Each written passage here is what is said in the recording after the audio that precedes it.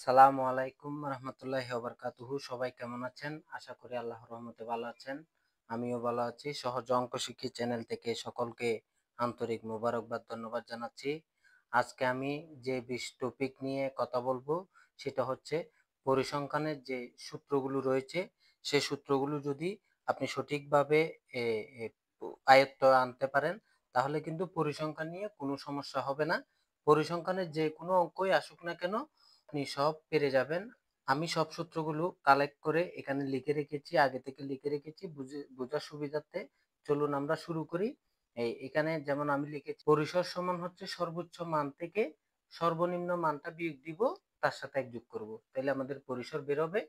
এরপরে আমরা শ্রেণী সংখ্যা নির্ণয়ের সূত্র হচ্ছে উপাত্তের যে পরিসরটা থাকবে, পরিসর যেটা বের হবে সেটাকে শ্রেণী ব্যবধান, আমরা যদি শ্রেণী ব্যবধান 10 ধরি 5 ধরি, শ্রেণী ব্যবধান দিয়ে ভাগ দিলে শ্রেণী সংখ্যাটা বেড়ে যাবে।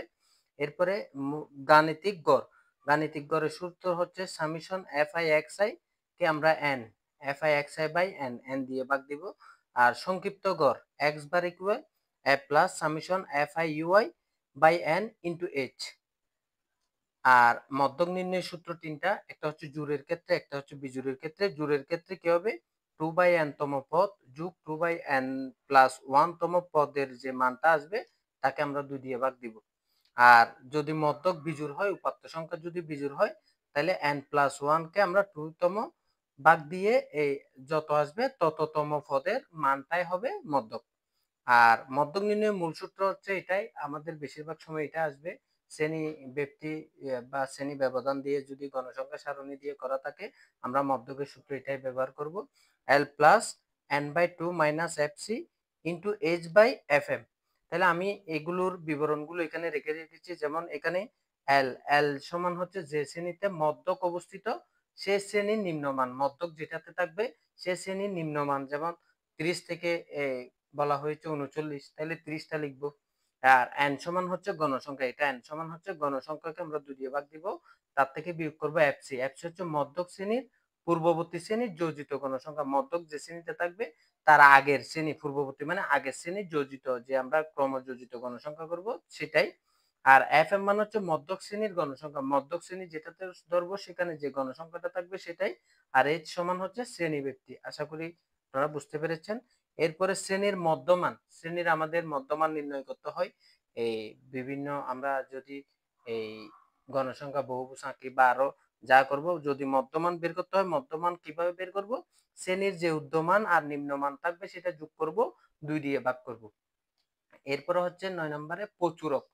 প্রচুরকের সূত্র হচ্ছে l plus f1/f1 plus f2 into h। তাহলে এখানে দেখেন l সমান হচ্ছে কি, যে শ্রেণীতে প্রচুরক অবস্থিত তার নিম্নমান, যে শ্রেণীতে প্রচুরক অবস্থিত থাকবে তার নিম্নমান। f1 হচ্ছে প্রচুরক শ্রেণীর গণসংখ্যা থেকে বিয়োগ করব পূর্ববর্তী শ্রেণী গণসংখ্যা, যে প্রচুরক শ্রেণী গণসংখ্যাটা থাকবে তার আগের যে শ্রেণীটা থাকবে সেটা বিয়োগ করে যে মানটা হবে সেটা f1 এ বসবে। আর f2 তে বসবে হচ্ছে প্রচুরক শ্রেণী গণসংখ্যার পরে যে মানটা থাকবে সেটা বিয়োগ করে। আমি বুঝাইতে পেরেছি আশা করি। f1 মানে এই গণসংখ্যা যেটা থাকবে প্রচুরক শ্রেণী সেটার প্রথম আগে যেটা থাকবে সেটা বিয়োগ করে বসাবো, আর f2 হচ্ছে পরেরটা বিয়োগ করে বসাবো।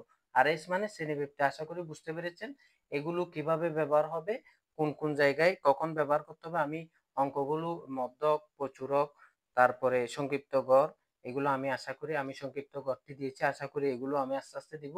এই সূত্রগুলো যদি আপনারা আয়ত্তে আনতে পারেন, আশা করি এই 20-এ 20, যেহেতু সৃজনশীল দুইটা আছে, 4টা বিভাগের মধ্যে পরিসংখ্যান একটা বিভাগ, 2টি সৃজনশীল আসবে, দুইটিতে 2টি করে আপনি 20-এ 20 নাম্বার পাবেন।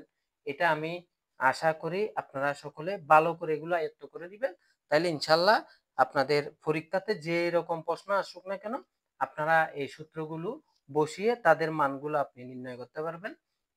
আশা করি সকলে ভালো থাকবেন, সুস্থ থাকবেন। আসসালামু আলাইকুম রহমতুল্লাহি ওয়া বারাকাতুহু।